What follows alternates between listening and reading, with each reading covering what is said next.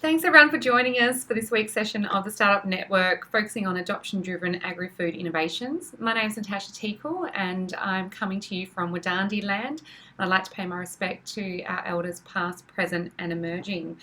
And this session today is really focused on new innovations for our future farm, and it's a really great initiative as part of the lead up to Evoke Ag, organised by AgriFutures and AgriStart.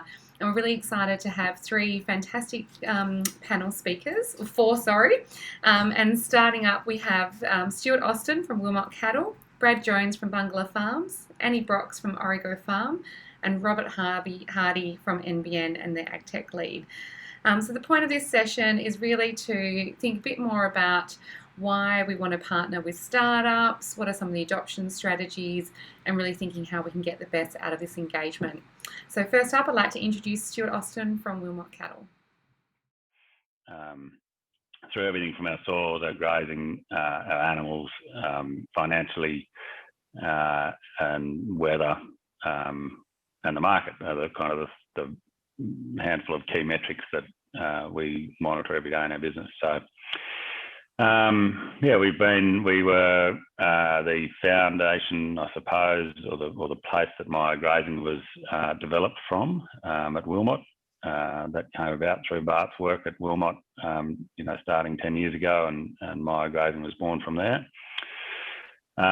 We've done a lot of work with FarmBot. We use Sapien technology for all our livestock data capture.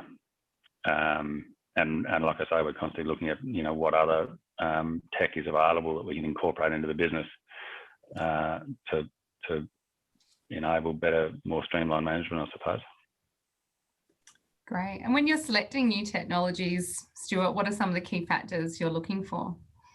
Well, the three questions that I ask, and I try to be quite clear about this. One is considering the information that we're looking for. What are we trying to capture, and what are we going to do with that information? The second thing then is the value of that information to our business. What's the value of the decisions that we will make based off that information? And so how is that relative to the cost of the value of the information? And so then thirdly, is it going to add value or add cost? Is it something that is cool tech that, it'd be great to have that information, but are we actually going to use it? So we can, there's all manner of things that we can incorporate, and a lot of them for very low cost.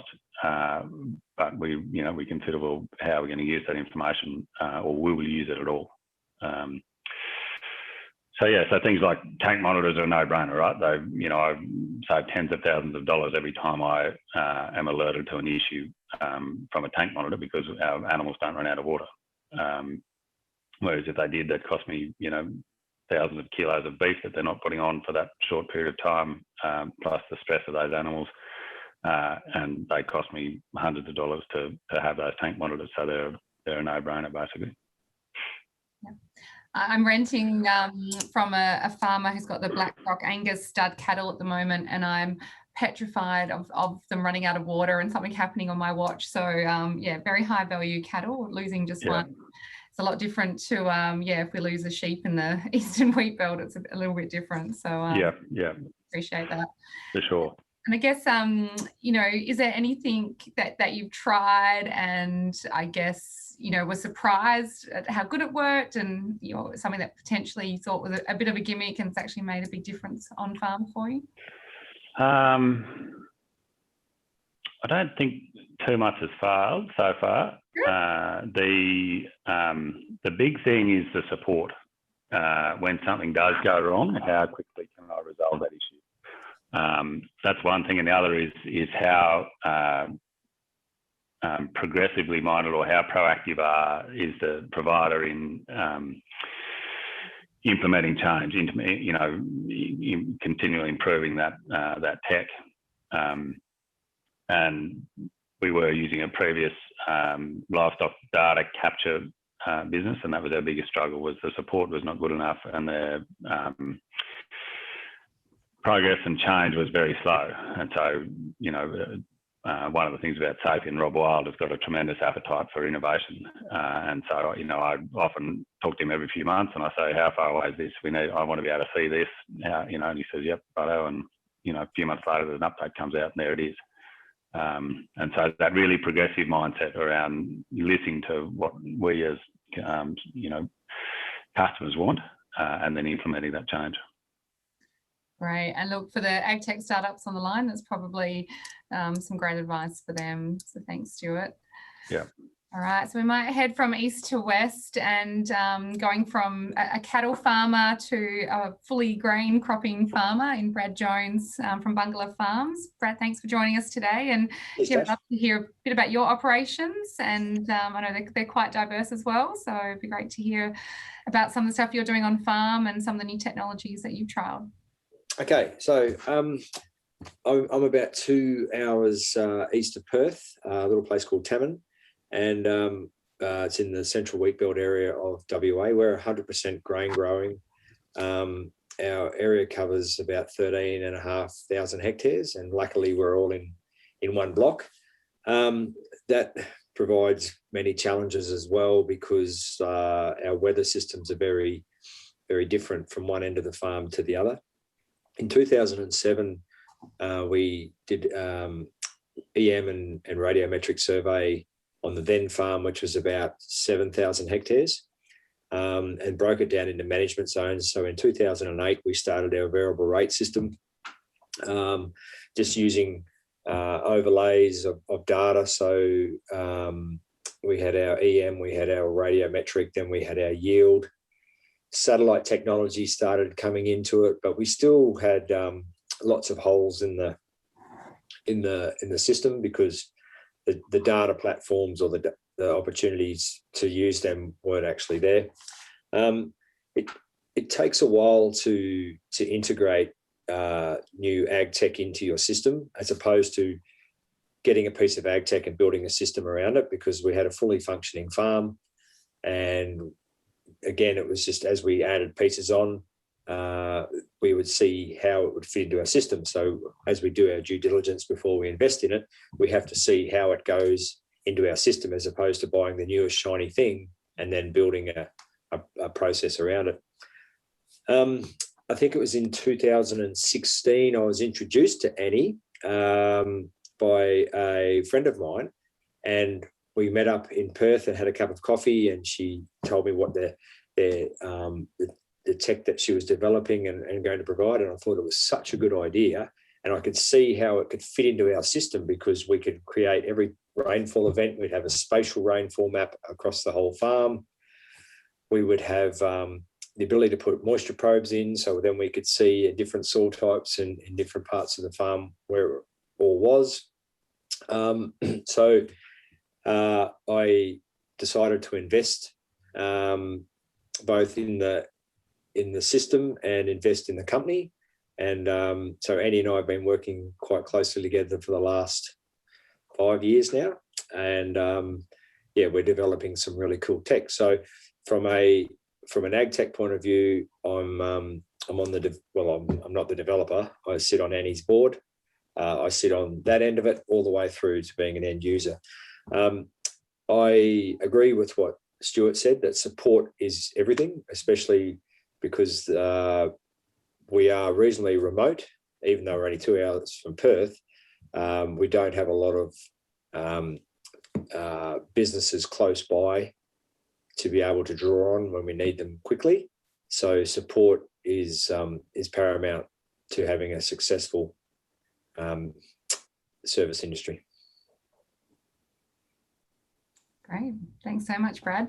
And I guess, that support and making sure it integrates in with your farming systems, they're really critical for you. And I guess, you don't have to name any names, but have you got some, other than Annie's obviously a success story where it's worked really well on farm, has there been any other technology that you've tried and has surprised you, whether in a good way or a bad way? Yep, I do.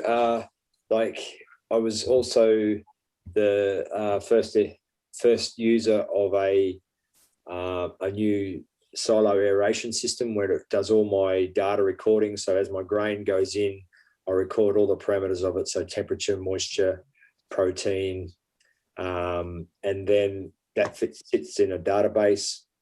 It's associated with weights as it goes in, and then as we draw it out, so then I can go to my my customers and I can supply them exactly what they want. And by using the aeration system, and it's fully automated, we haven't used any insecticide in there since 2012, which is good. We're using cold air to keep the insects out. So that's been a really good pickup, and we invested in it for its data management and obviously the aeration. But as time has gone on, we've really learned how to work it and get the most out of it. I've had a couple of little failures in agtech as well, just things that haven't quite gone right. But that was more mechanical as opposed to, and again, it came back to support, and that's where it all fell over, was support. Great, thanks so much, Brad. All right, love to hear from Annie now about your perspective on, any of the challenges you face trialing new technology on farm and some of the value you've got out of, working closely with farmers like Brad. Yeah, absolutely. Yes, I'm we set up a agritech company in Perth. I think it's seven or 8 years ago now.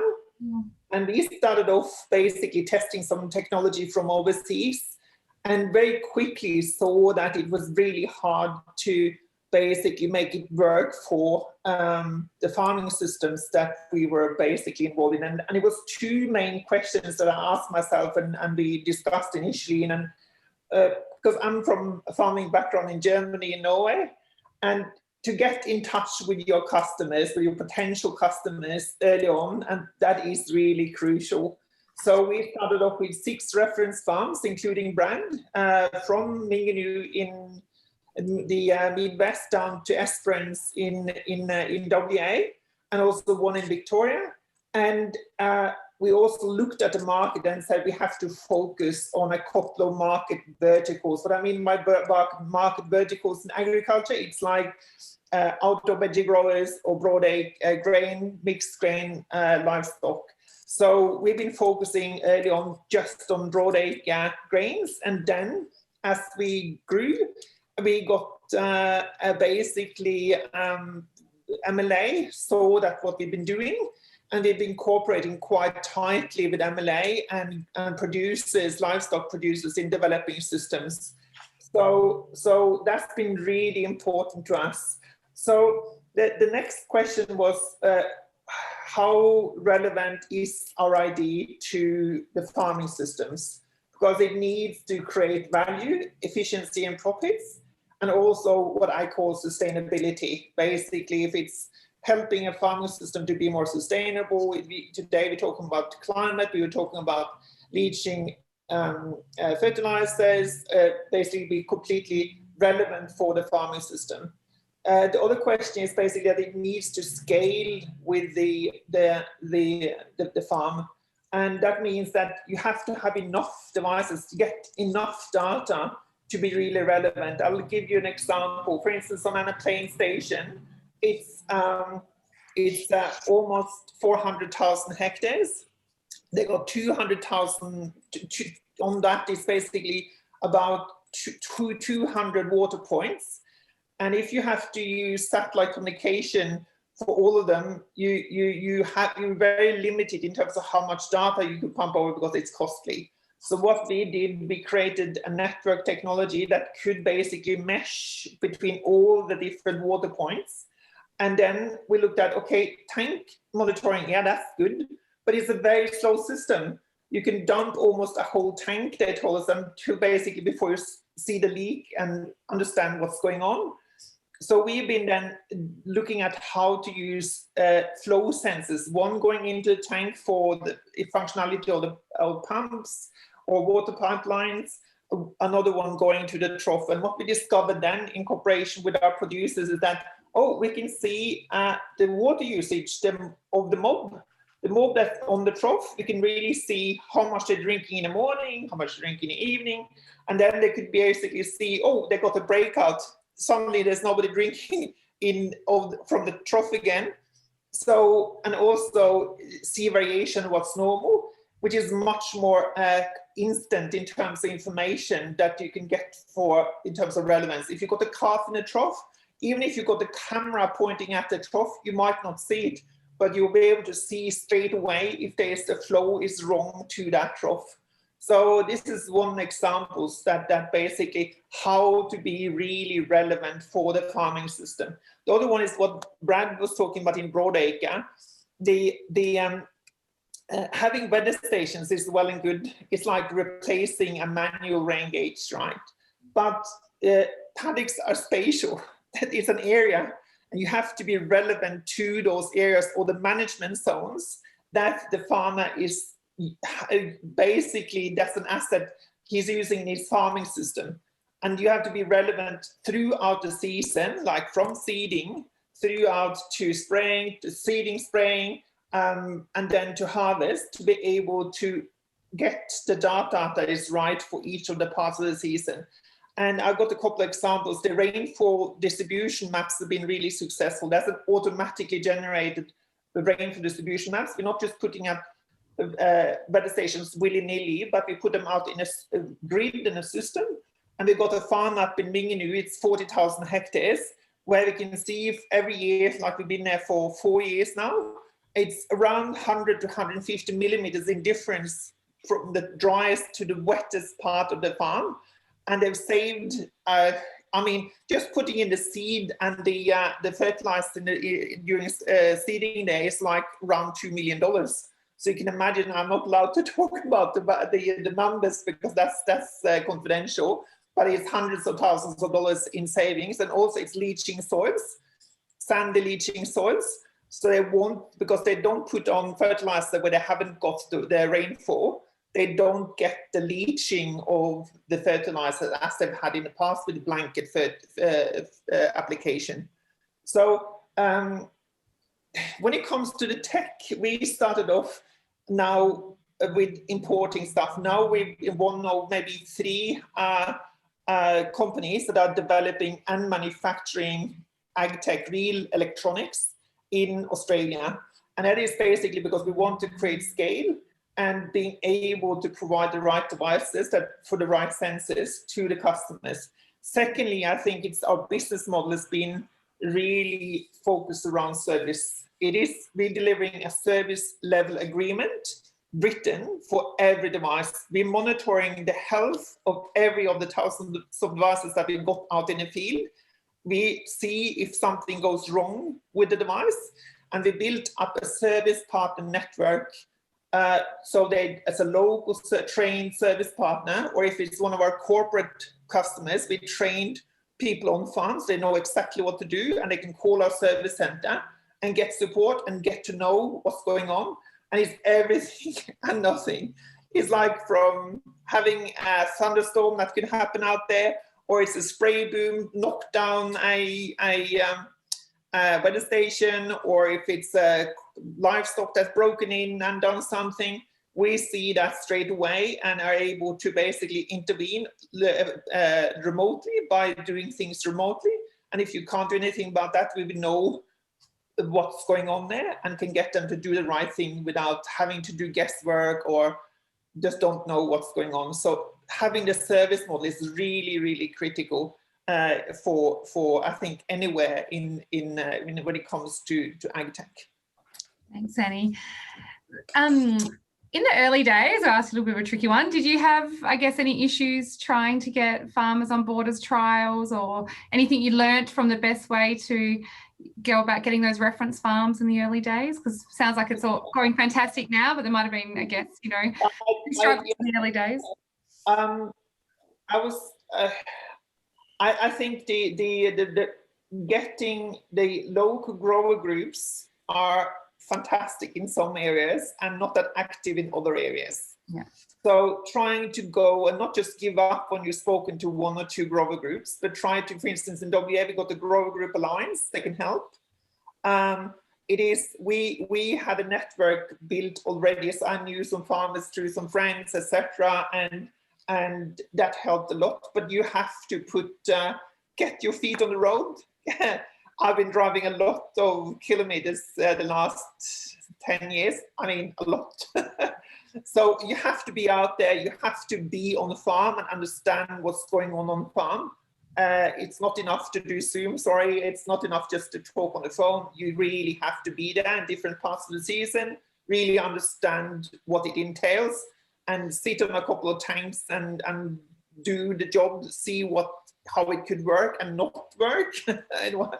Because I think a lot of people that have been doing this don't understand how harsh and how being on farm, what it really is. And that's really crucial to make tech work on the farm.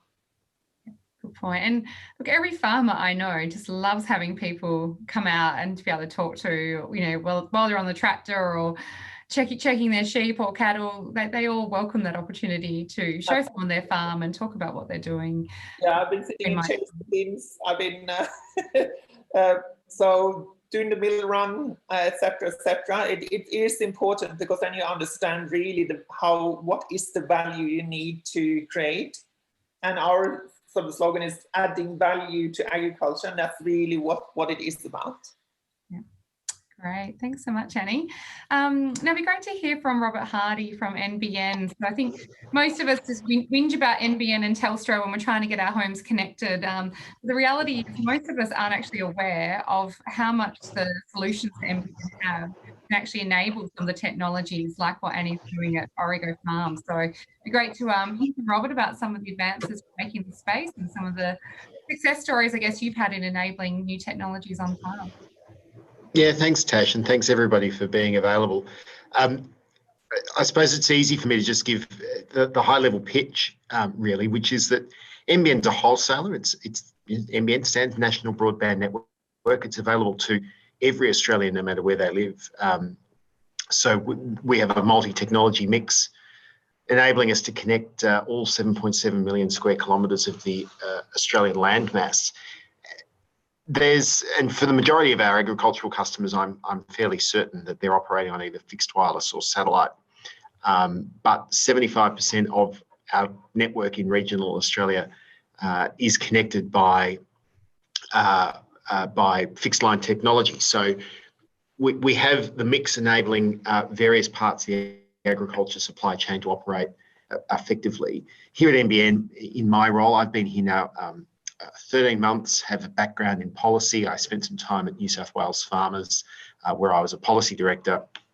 I'm not a farmer myself, but as one of the magnets on my fridge reminds me every day, if I eat, I'm a partner in farming, and I certainly eat. So while I'm not a farmer, I'm a consumer. And one of the key messages that came through from Beef Week last week in a number of the presentations was for farmers to start thinking about the role they play in the food supply chain, and that they're not simply growing an animal, they're actually growing people's food in the instance of beef, and similarly in sheep and grains and other sorts of things. So being connected into exactly what consumers are looking for, and digital is obviously part of how we tell that story. So as the industry looks to build towards $100 billion and grow on-farm productivity by 25%, between now and the end of the decade, how does connectivity bring that to life? We did some research that showed that internet-enabled digital agriculture could add about $15 billion to the value of industry between now and the end of the decade. And pleasingly, from my perspective, coming last at the end of this discussion, all of the things that the previous speakers have referenced are some of the things that we've identified too as being critical to the future success. So for those of you who might have heard the bit of banter before we kicked off the call, I was talking to somebody this morning who lives north of Broken Hill.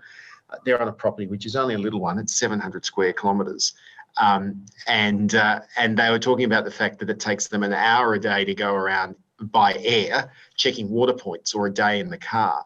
And if they could do that digitally through an internet connection or remote monitoring, the costs that they will save as a consequence of implementing that type of capability into their farming business is enormous. And so listening to Annie talk not just about, there's various iterations of this. Is it simply my water trough is working or it's not? Or how much water is being consumed, all the way through to here's an image of what's actually happening at the trough so that I can tell what the problem is, so that when I go out there to fix it, I've got the tools and things necessary that will enable me to solve the problem then and there. So these are the types of things that we're working with industry to help try and solve. Reminding people that you don't have to keep your NBN connection at home, that you can take it out into the paddock with you by installing mesh networks and other types of things which enable a really big Wi-Fi network to operate across a very large landmass. And these are some of the topics I'm talking to farmers about. I should also say that we're looking at some solutions for particularly remote locations, which have the not terribly fancy but otherwise practical names, working names of comms on the move and comms on the pause. Comms on the pause is a particularly interesting one. It's basically a relocatable satellite dish that will enable you to, if you're mustering cattle in a particularly remote location, you can place this on the back of the truck or put it out in the paddock, fence it off. So long as the satellite points north and connects to our satellite 36,000 kilometres above the Earth, you'll be able to have connectivity in that remote location, so that while you're mustering animals, if you need to speak to a vet, if you're looking to deal with consignment of animals off to a particular location, then you can do that in a connected fashion. And similarly, we're looking at a comms on the move capability, which for those of you who are familiar with flying on Qantas aircraft and that you've had the pleasure or displeasure, depending on how you view it, of being connected while you're flying. It's leveraging that same technology, which is enabled by the NBN network, to connect people while they're driving around in a vehicle, whether it's a truck, a tractor, a utility vehicle, or whatever they might require. So it's looking now at having, from our business's perspective, we've built the network, we spent 10 years building it, and now the opportunity is to go in and finesse and flex and in some ways better leverage the capability of the network to achieve some of the outcomes that various industries across Australia need. And agriculture has a big opportunity in front of it, and part of my remit is to help organisations like AgriFutures, VOCAG, and the other people who are here realise the potential of the network. Great, thanks, Robert. And does NBN partner directly with startups on some of these things? We had a successful grant program earlier this year, some people might recall, called Innovate with NBN. And there were a series of categories. There was an agriculture category, health, education, tourism, arts, Indigenous, and a women in regional business. And I'm pleased to say that the the Women in Regional Business Award was taken out by the girls from Cattle Sales, who are a startup who developed a platform to enable beef producers to sell their livestock from the farm rather than having to send them to a livestock exchange. And so their grant will help them develop an app to enable that to be done in a proprietary sense. And similarly, the agriculture segment was taken out by the Black Box Co. Startup, which is a genomics platform to better manage and monitor in herd stocking rates and genetics in animals. So there are opportunities there. We're looking to roll that program out again, and it's really looking for opportunities to support startups and new initiatives to take the next level, leveraging connectivity and our network to make to make lives better for producers on the way through. Right, and I guess as part of that, it's obviously a big education piece to make sure growers are aware of, I guess, what they can use and what is capability that exists already. So I think it's a fair bit of work to still do in that space to help growers understand what is available. Absolutely. Look, I have a wheel, and I know Samantha Noon's on the call, and she heard me talk about this last week at Beef Week. Thankfully, though, I don't think she could see my very bad clip art, but I have two images that I like to use for these sorts of purposes. One's a wheel and the other one's a ladder. And I'll talk about the wheel really briefly. It's got 5 points on it, and it's a wheel and a cycle because we hope that producers will go through it continuously in the life cycle of planning their tech. The first part is connectivity. So what type of connectivity is available to me? Is it NBN? Is it mobile? Is it some LoRaWAN, Myriota, whatever the situation is. Stuart mentioned this before. Value. What value does deploying this capability into my business bring to how I want to run my business? So what type of information will I gather? Am I making the investment to save time or save money, and will it cost me more, or whatever the case might be? The third piece then is capability. So am I capable of deploying the solution? And to the point that Brad made as well around support, are there people in my community I can draw upon to help me on this journey? Fourthly, then becomes technology, and that's where so many of the startups and tech developers are. There is frankly no shortage of technology in this space.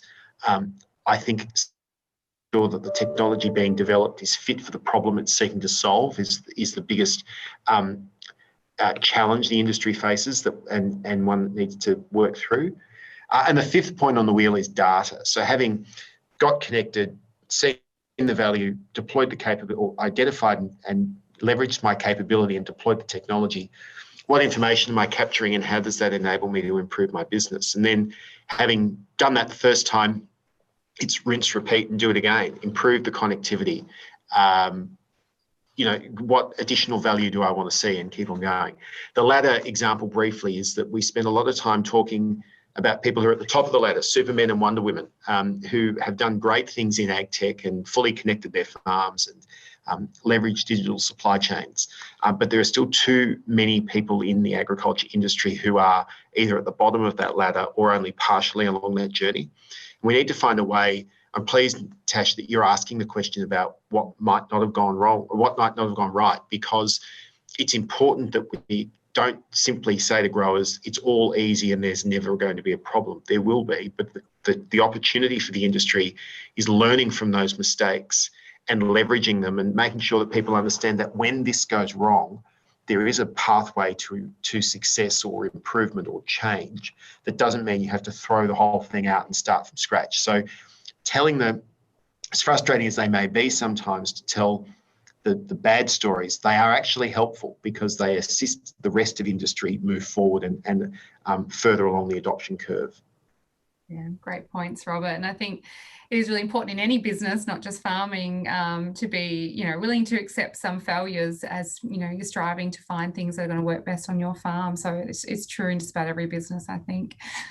All right, I think that's been a really great overview from our 4 speakers. Now I'd like to welcome anyone on the Zoom who would like to ask a question. You can either type it into the chat function, or if you want to take your mute off and put your video on and ask a question directly of any of the speakers, please feel free.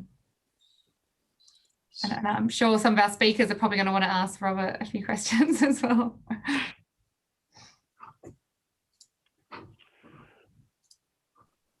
There's probably something I'd offer there, Tash, is 2 things that came to mind while we're talking then. One is for people who are developing ag tech to try and put themselves in our shoes, I suppose, as a farmer, and think about the day-to-day way that we operate, I suppose. It's constantly on the move, with a lot of things going on.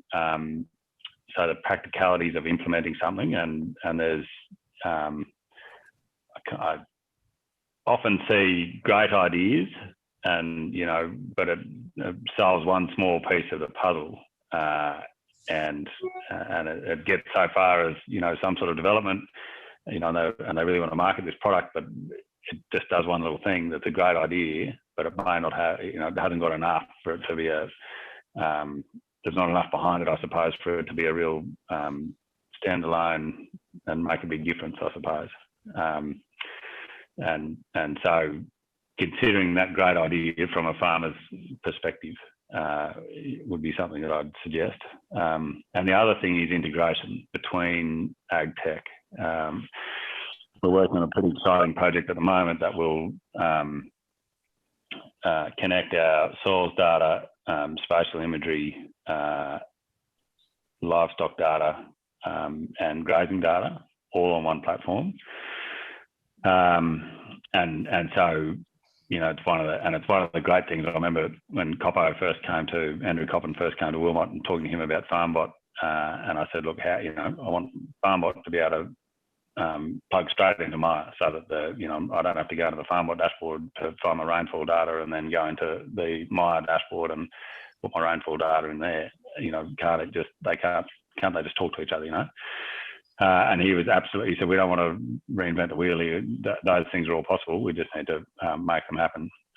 And what I have found, interestingly, again, it comes back to the attitude for innovation from the tech company as to how much they want to prioritise integration with other platforms as opposed to, focusing on their own product and their own boat, I suppose. So that, some people aspire for their product to do all things, and they're not interested, too much in collaboration or integration. But I think, what is a better strategy is that everyone does something very well, but it's about integrating, where possible. And I suppose our beef supply chain is a good example of that. If we as restockers are working closely with our feedlots and closely with the processing sector, and we're all kind of, understanding each other's problems and working together, as opposed to us just focusing on restocking and getting fat cattle and then finding somewhere to sell them. So I think that were just 2 points that came to mind as people were talking there. Yeah, thanks. Yeah, Data integration is so critical, Granny. I would say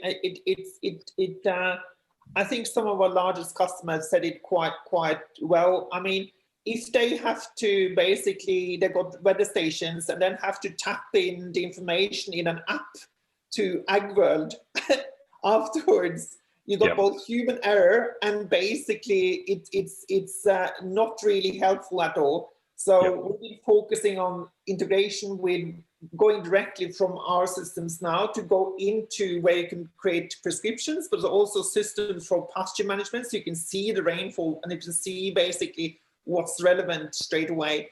And this is the thing, it's not, I don't think many has really got that properly battered down yet. I think there needs to be more work done in terms of the farm management systems and the data collectors, I would call data collectors or something, and get that connection properly, because that creates the real relevance for profitability and sustainability in the farming systems. Yeah. It's about valuing the data as well, recognizing the value of what the data does provide. And, like a lot of our data is actually looking backwards to go forwards. Until we learn how to use it real time, whereas opposed to what you're saying there, Stuart, like a lot of yours will be actually live, seeing where it is. Like, it's taken us a good couple of years to be able to, take the spatial rainfall maps and take the soil data and take the satellites, the NDVI, and layer it and go, okay, bang, we can make a decision off that. Yeah. Before that, it was just a lot of pretty maps. Yeah, exactly. Our grazing management is exactly the same with Maya. So that the data, as the data builds, the story becomes more refined, and the decisions that you can make become more refined. And you're absolutely right, Brad. The challenge for providers is to demonstrate that value in very clear terms. I remember someone saying to me once, was talking about consultants actually, are they adding value or adding cost? And it was a fantastic way to consider things. And with, anyone going to sell anything to a cocky, you're asking them to spend more money. So what you have to very clearly demonstrate is either the return on that investment or where they will save money. Because I know myself when I'm writing a budget, if I'm adding dollars into that budget, more money I've got to spend, I've got to find somewhere else that I've got to take money off, basically take cost off, or add more income, one or the other. I've got to offset that cost somewhere. So that's a real challenge for the providers, is to, this bit of kit's $1,000 and $300 a year, subscription, but it'll, in a pretty short space of time, it'll generate 15 grand in revenue, or or save $15,000 in lost production or something. There's got to be some fairly hard numbers behind that for people to say, okay, yep, that's a good investment. That's money well spent. Yeah. To Stuart's point, one of my farmers back in my industry days used to make the point that farmers spend a lot of time talking about cutting their costs. Far too few of them focused on the opportunity of profitability. So if you flip the idea of this is costing me money into how does spending this money aid my profitability, that changes the mindset. So yes, there is a cost associated with connectivity, but if that connectivity enables you to be more profitable, because the example Stuart's just given there of, yes, it's a cost, but it opens up this opportunity, then you start to think about things in a slightly different manner. But I just need to add an issue here, because we've been looking at, especially in livestock operation, and this is partly based on working with MLA, is that passive monitoring means that you're just a consumer of information, and then you have to do something physical to basically, let's say a leak, you see a leak, and then you basically, how do you stop it? You have to get somebody out there. And we saw this, and we basically implemented in our technology, not just monitoring, but also control, remote control. That means that now we've implemented on farm automated schedules, automated, when something happens, you can turn on a valve or turn off a valve or change the direction of the water. You can turn on and off pumps. I think we have to focus on the next step, basically both in broadacre, where you can go into systems and create farming systems and create prescription maps to basically get the data into the farming system completely. And in livestock, it needs to go to the step of automation and remote control. I think that's where you really can start to save a lot of money, because you can instantly stop a tank from dumping how many 100,000 liters of water. And that's where basically it's really, really is important. And I think that's the discussion. The next step needs to come in terms of how we can save more money and be more efficient within the farming systems. Thanks, Annie. And actually, while I've got you there, Annie, we've got a question from Peter Morrison for you. Peter, definitely jump on and ask your question around innovators versus early majority. Do you want to explain your question a bit more, Peter? Yeah, can you hear me okay? Yeah. Oh, that's good.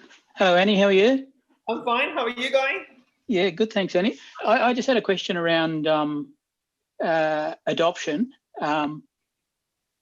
There's a different story. There's a different story that needs to be told to innovators and early adopters to come on board compared to the early majority. So to get that 10 to 15% adoption is fairly easy because you get those guys who are innovative. It's difficult to get the next major step to the early majority. I was just wondering in the time that you've been out and about, whether there's a different story that gets those going, depending where you are on that sort of adoption curve. Do you understand where I'm coming from there? Yeah, I get where you're coming from, but I think I have to broaden that one a bit, because the general development in agriculture, in the agriculture industry, is basically that there's consolidation. That means that a lot of small and medium-sized farmers are really want to sell out. And those guys are not that interested in basically spending in anything, really. So that factor comes into play quite a lot as well. And I think there's quite a lot, and the consolidation industry is still is very strong. And the price of farmland is quite high. The other thing is that I think we need to, and that's why we've got on board some of the more conservative, more kind of, we've got a farmer in Bungulla that's been farming for 44 seasons or something. And I think we need to listen more to their story to be able to provide the value to them. And this is really where I think support comes in quite heavily, because they want to farm. They don't want to fiddle around with technology. And I've seen a graveyard of technology out there. And then they get a bit tired. They've tried a few things, and for instance, up at Geraldton, a farmer tried some submersible water sensors, and they basically clogged up and nobody was helping them because it just corroded. Those things just make them really tired in terms of that tech would really help them. It's just a hassle. It needs to help them. That's crucial in their farming system, the relevance there, and listening to the more kind of the cutting edge. But basically, as you say, the ones that have been in the market still want to be in the market. They're not having 10,000 hectares, but they really are that part of the market is quite different. Point, Annie. Got a question from Sam Noon now for Stuart. Sam, do you want to jump in and ask your question? Hi everyone. Hi Stuart. I just wanted to follow on from what you were talking about earlier.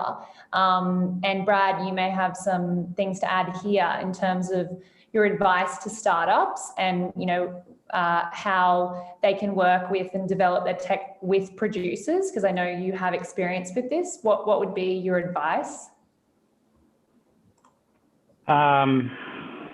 Yeah, I suppose as a producer, once you start to show a bit of interest in ag tech, everyone jumps on you, and we do have people coming at us quite regularly looking for us to trial their tech, which is terrific, and it's great to be exposed to it all, you know, and to understand what's coming.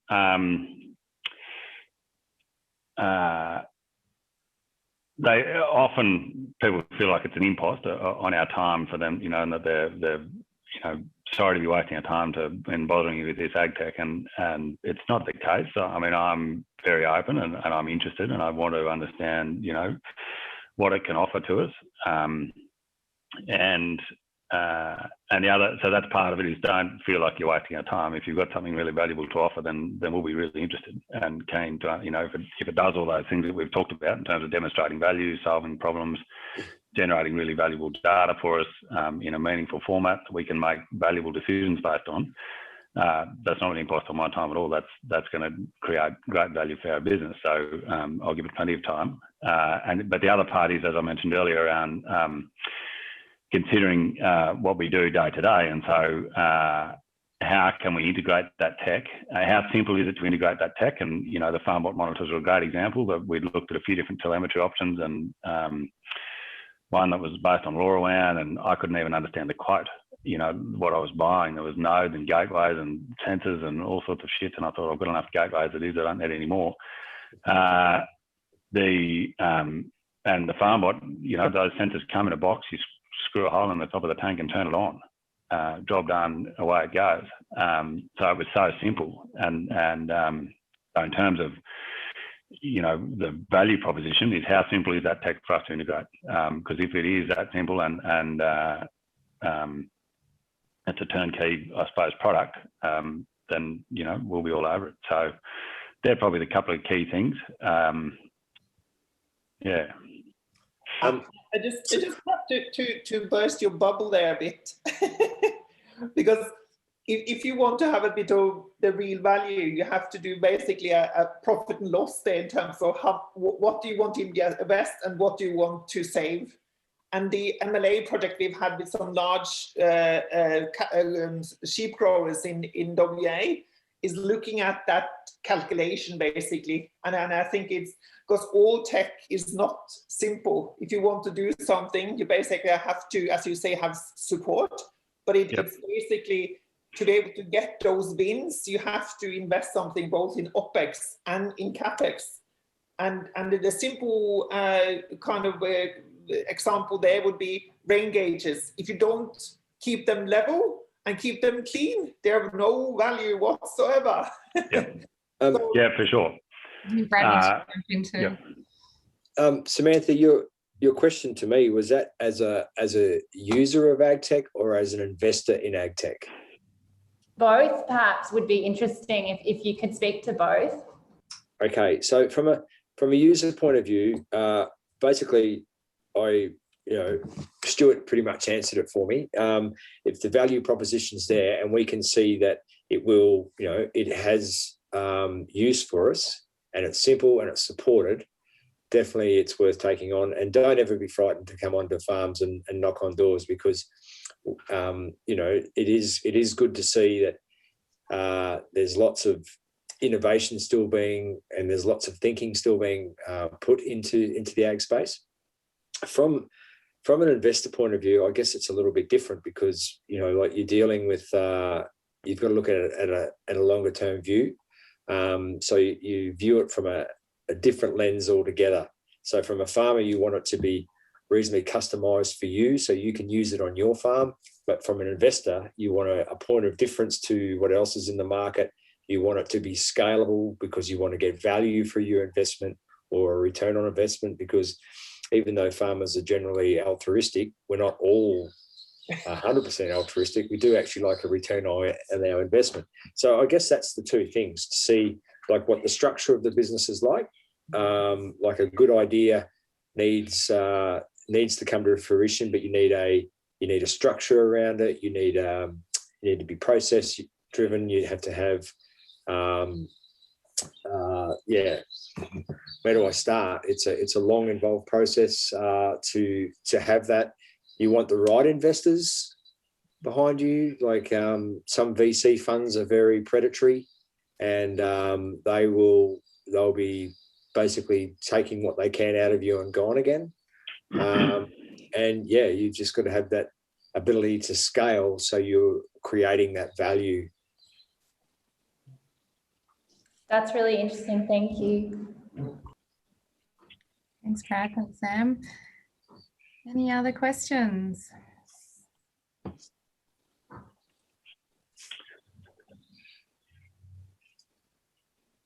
That service and support really came to mind there again as we were talking just then around, you know, you think about the John Deere tractor or even the bloody steel or whippersnipper that you buy, one way or another, it doesn't matter whether it costs you $300 or 300 grand. You want to know that if something happens to it, you can take it back and they'll fix it, you know, quickly, properly, affordably. And it's no different with tech. It's, you know, even though the provider might be based in Sydney and, you know, we're 6 hours away, the tech's got to be capable enough that those issues can be resolved without having to have someone drive from Sydney up here to check it, you know, or so whether it's wirelessly resolved or they can say, okay, go out there and turn it on and off again, you know, whatever. It's got to be something it's got to be robust enough and serviceable enough that we can rely on it being fixed quite promptly, just as you would with a you know, any piece of mechanical gear. And then that's been really important to us is that it's not just, we don't just have a reseller network, we have a service partner network. And that model is basically the same as you got for John Deere or anything. You can't just have like somebody selling a John Deere tractor over there if you haven't got somebody that can service them. You're sitting there free when something happens. So I think with agtech, it's the same as with tractors or machinery. You have to have a service partner network basically to be able to be there, because it's not always as simple as just dumping a sensor in a tank. It might be other stuff if you're controlling a diesel pump as we do, or it's a big system for up north in the Kimberley. It's far away from anything and it needs to be able to be serviced, and that's crucial. Yeah. And you probably need a lot of patience as well, because you're dealing with a rather conservative marketplace, and to go in, like, you're going to have your early adopters, so you'll be able to, you know, like pick out a few and go and talk to a few and they will back you. But to get to a point where you're starting to get a critical mass is a lot of hard work, and you really do wear out the shoe leather, as Annie has attested to earlier in the preso today. It's a hard road, but stay with it, because if your product's good enough, it will succeed. And Australian farmers are natural innovators. That's the most important point to remember as well, is that this is the industry that doesn't survive without innovation. So farmers are willing to try something different, but they want, you know, they can spot a snake oil salesman a mile off. So it's really important, and that's feedback from industry to us, is what's preventing the adoption of digital tech. A lot of the feedback that we hear is that farmers have been promised the earth and been left with dust, and that's oftentimes because there hasn't been that engagement in working with the farmer to solve for their problem, rather assuming that there's an understanding of the problem and creating a solution for it. So I think it's good advice. Be patient, but equally don't assume that the marketplace, that farmers are incapable or digitally illiterate, because many of them are frankly more literate than I am. And I'm certainly, and I live in the city. So it's just being mindful of the audience. Really good point. We've got one last question before we wrap up from Pip G to Annie in terms of interoperability. Pip, did you want to ask your question? Yeah, sure. And so I just listened to the conversation that a lot of the adoption seems to be linked to the ability for tech developers to be able to integrate with platforms that farmers are already using, so they're not ending up with a heap of different disparate sort of pieces of technology across the farm. What sorts of things could make it easier for a technology developer or a startup to have an integration or interoperability plan from the outset? Oh, that's a big question. And it's if you look at other industries, there have been what we call protocols for transferring data between systems that have been developed over time, like in the shipping industry, because you have to know when a shipment is coming through from somewhere to somewhere on a big ship. You need to have standards to be able to transfer data between different systems. Agtech and the agriculture sector is not that mature yet. There's not that drive to basically, like in the financial industry, to exchange financial information.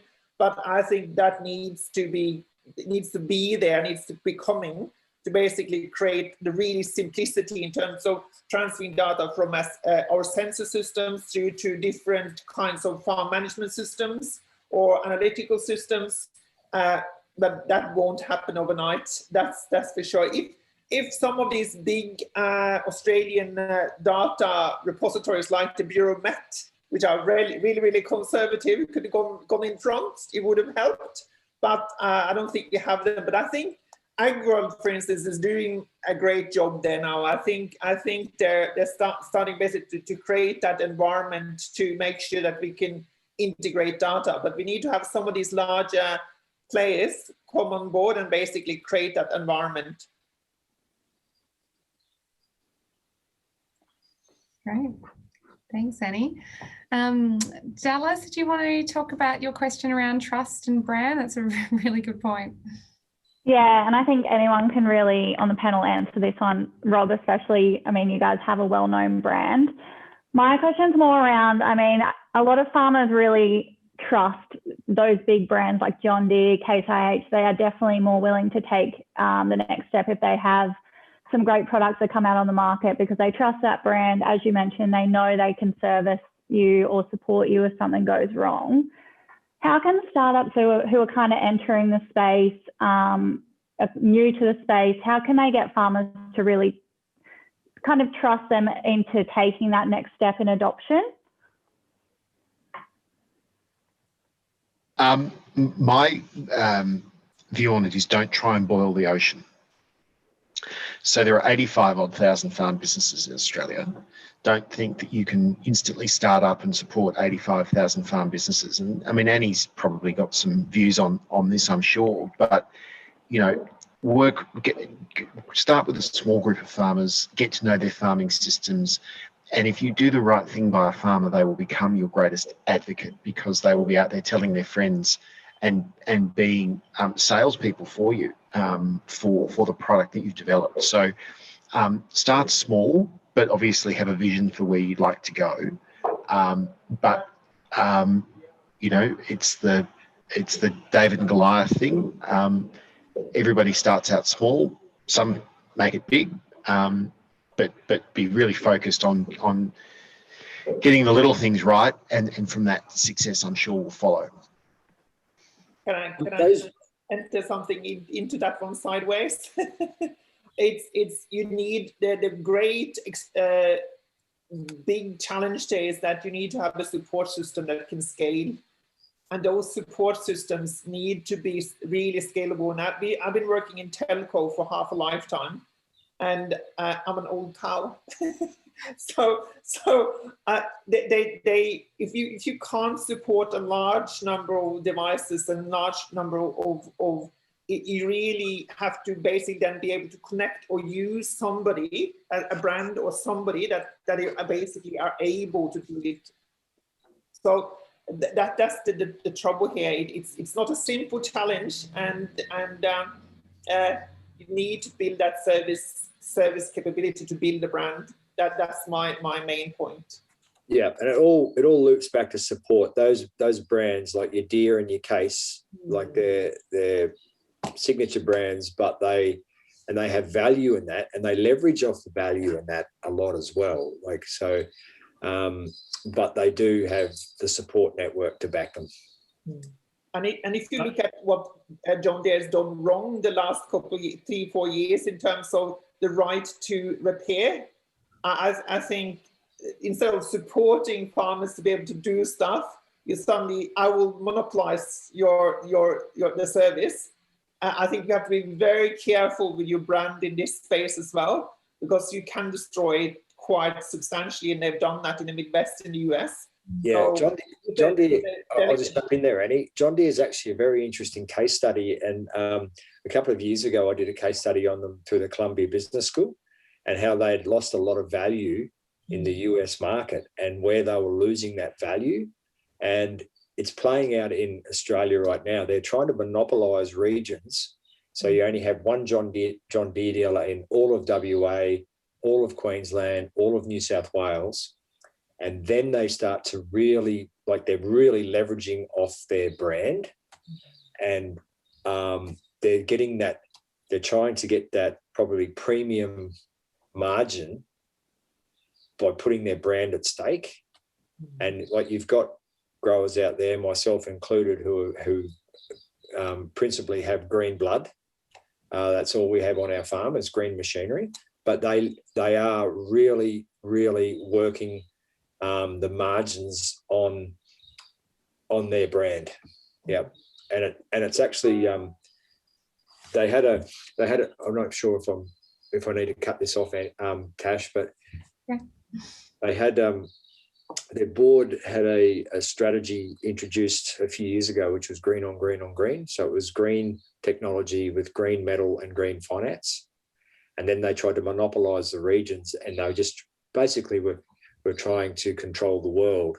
And it didn't actually work for them. So then they created all these APIs and started to bring all this other technology into their platform to try and soften that blow as such. And taking a less of an aggressive stance to service providers, and it's actually probably turned it around a little bit, but they still have a few fundamental issues they need to address. Yeah, I was. There's a couple of things that came to mind as you guys were talking there. One, Robert, and there's probably a better analogy here, but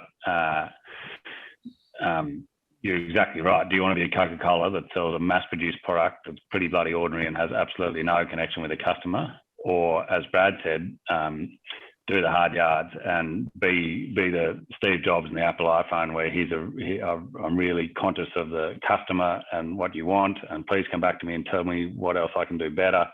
Be at the trade shows, be at the expos, be at the Evoke Ags, be on farm, so that you have a really direct relationship with your customer, not only to help you build brand recognition, but also build direct customer relationships where customers are confident and comfortable to come back to you and say, this is fantastic, or this isn't working, or here's an idea I've had that could make this even better.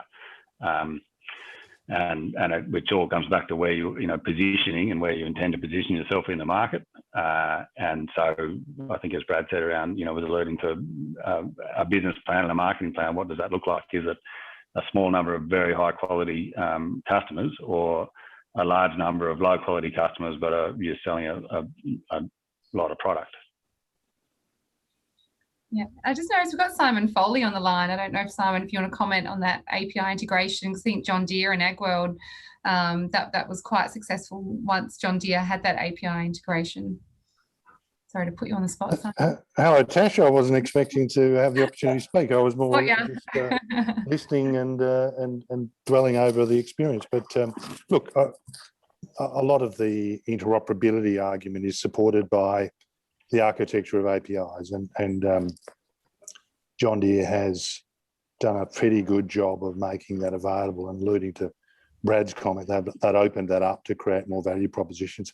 It doesn't deliver on today all of the things that deliver value to customers, and it's an evolving landscape. For our business, we've invested a lot in APIs over the last number of years because we know the landscape in which we operate today and will in the future will require interoperability, and it's about being smart around where that adds value and doing that in incremental, stepwise way. It just takes a lot of time, and unfortunately, we don't have an industry standard that is meaningful or adds value today, and that leaves it to the participants to actually work together in ways to discover value and invest in that under the hood capability that brings these things to life. So, look, I think that the industry will see more examples of this over time. It's just sometimes they don't deliver the value straight up that people expect because of limitations. And but that's what makes it exciting, because it's a process of discovery. Great, thanks, Simon. And sorry for putting you on the spot. That's okay, Tash. Look, if we don't have any more questions, the way I'd like to wrap up today is to maybe... Sorry, Tash, can I ask one more question? Of course you can, Dave. We've touched a lot on advice to startups in wanting to, how to go about touching base with farmers. But I would like to touch base on kind of the other end of the stick. And if there are producers out there that are wanting to take that next step in, they may have a problem that they think there might be a technology solution out there that could be a solution. What would be the next step for them? Where should they start? I know AgriFutures has a lot of great resources, but just from your perspective, Stuart and Brad, if you guys were in this boat once upon a time, and how did you start with wanting to take that next step? Identifying the problem at the start. So basically starting with the outcome that you're trying to achieve, and then you just reverse engineer it from there. As opposed to having something nice and shiny landing on your desk and go, "Ooh, what can I do with this?" But I started off with talking very much in depth with some grain farmers and analysing the whole season in terms of every step, every part of the season, and what kind of value did these guys want in every part of the season? What were the things that they really wanted to get wins from, and what were their pains in the season? So it very much goes back to the farming system, the outcomes that they really want to deliver on. And also with the MLA projects, exactly the same. We've done a before and after analysis in terms of what they wanted to implement, what would be the best, and we basically documented that they can get up to 50% less OPEX per year and no catastrophic events, or very few catastrophic events, which means basically it's a lot of dollars if you but you need to commit to the changes in your farming system. It's not a shiny thing, that's really important. Thanks, Annie. I just got a question from Sam Noon. Do you want to ask your question, Sam? Yeah, I just didn't want everyone to leave early without having you all here and ask you more questions. So I just had one around measuring impact when it comes to working with startups, and whether or not, you think startups are thinking about the triple bottom line and about all the different, value points for technology. What are some of those other key indicators apart from dollar value? And I know, having spoken with Stuart before, ecological gains is one, but, can you speak to that and whether or not they're thinking about the whole holistic view there? like I don't really understand the livestock industry, so I can't comment on that. But how we do things, like we do lots of controlled trials, and we do actually bring in some consultants. This is from more of a tech point of view, as far as from a production side of things. We'll outsource it, so then we can have it on our farm. We can see it. But we'll have it measured and reported on by someone else, so it just removes any bias. As far as the tech side of things is concerned, it's just like with our remote rain gauges. After every rainfall event, by the time I drove around, it would take me the best part of half a day to check all my rain gauges, where I can just click onto the dashboard now. And get it. So yeah, even while we've been talking here, I've been monitoring a bit of machinery remotely, and just looking at where the sprayer is and where I have been focused, but and looking at where the wind's been, just from a management point of view. So it's about a time saving then. I just want to refer to an MLA report from a sheep farm, one of the largest sheep farms in WA, down in Kittanning, that we've been working with. And we also be looking at socio-economic factors, basically that when they're managing a farm, they can now start to go off on holiday without basically being nervous that they haven't got farm sitters that can handle the situation. If something happens, they can look up and basically discuss things that they can see the same thing, what's happening on farm. And it's a lot of issues. That's just one example, but we got a documented report. So if you want to see that one, we can get it from MLA. And it's a lot of issues that basically also creates a different environment, both for staff and for owners and for operators. So it is a lot of other factors that play in as well, especially for family farms and family corporates, but also for the big corporates in this instance, in terms of stress levels for managers and for staff. Thanks, Annie. Look, a question I'd really like to ask Brad and Stuart around thinking about future innovations on our farm is, what is still like a really big problem that you would love solved on farm? I'm sure you got plenty of problems, but let's think about one of the big problems you're still facing, and hopefully the startups out there can start now working on a solution.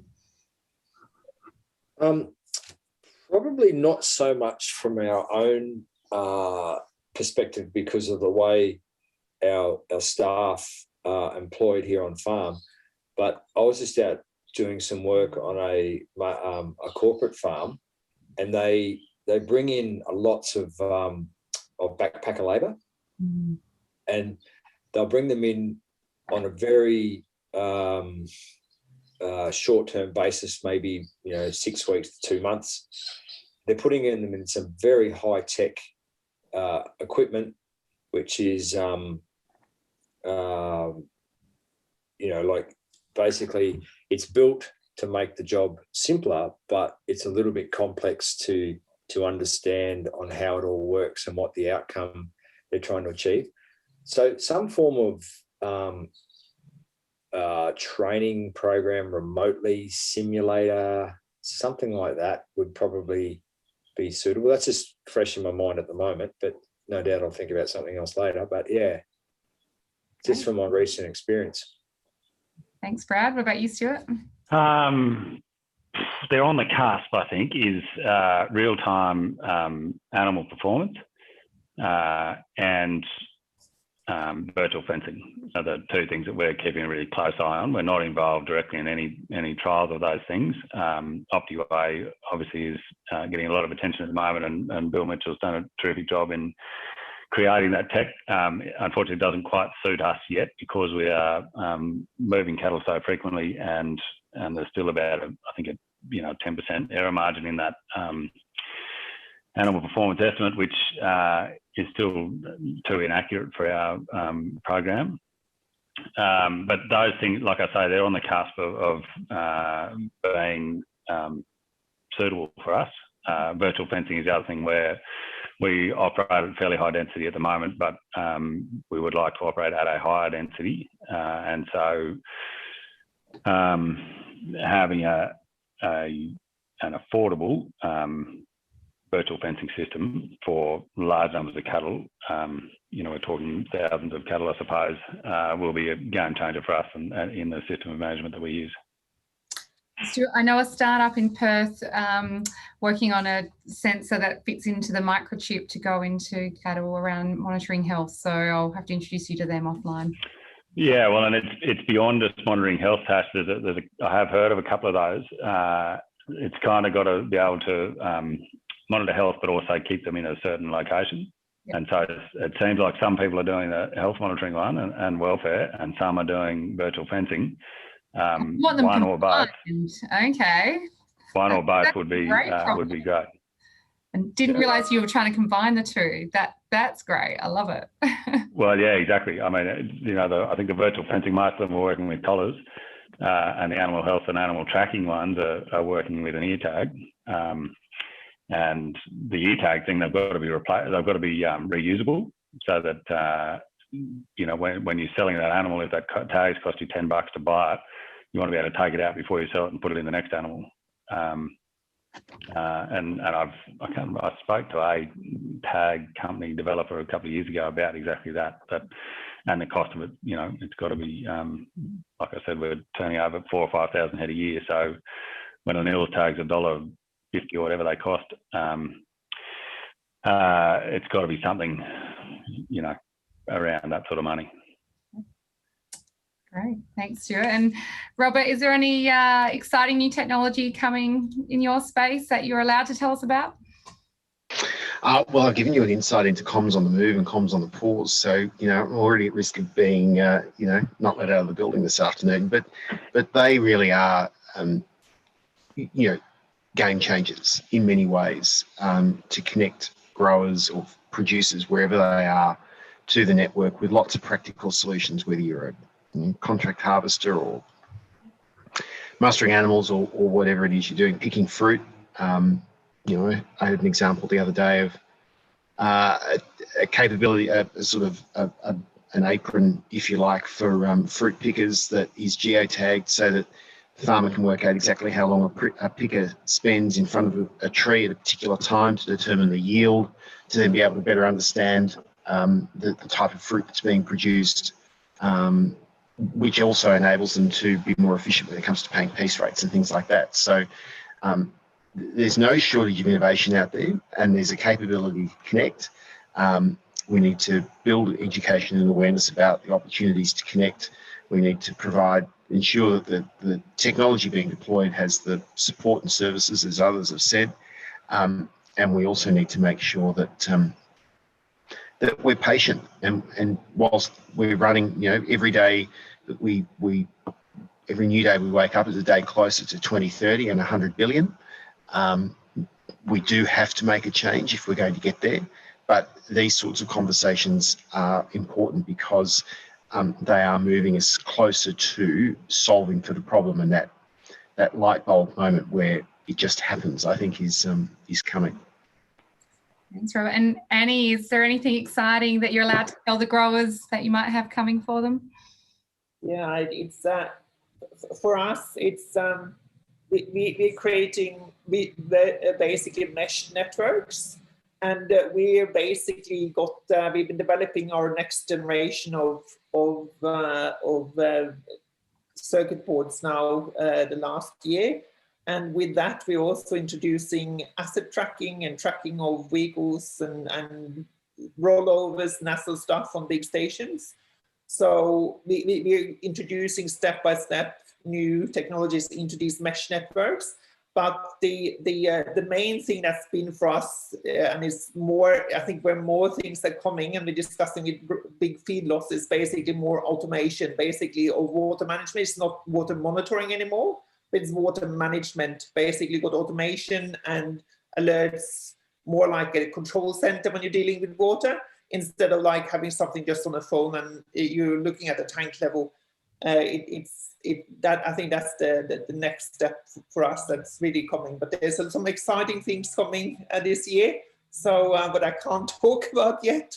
The board with Brad needs to have a word, etc., first. So I think I have to wait on to tell those things. All good. Thanks, Annie. Look, thanks everyone for staying on the line today. I mean, I've got a lot out of just hearing from Brad, Stuart, Annie and Robert. Thank you so much for your time today and sharing your insights. Really appreciate it. And look, just one final shout out. If you know of anyone or you yourself considering applying for this program, the Startup Network's a great initiative from AgriFutures to try and connect our exciting startups across Australia with the innovative work that our growers are doing. So it's a really good opportunity. So if any startups haven't yet applied, make sure you get your applications in by Monday. And if you want to get in touch with myself or Dallas from AgriFutures, please feel free. So thanks everyone, and yeah, enjoy your weekend.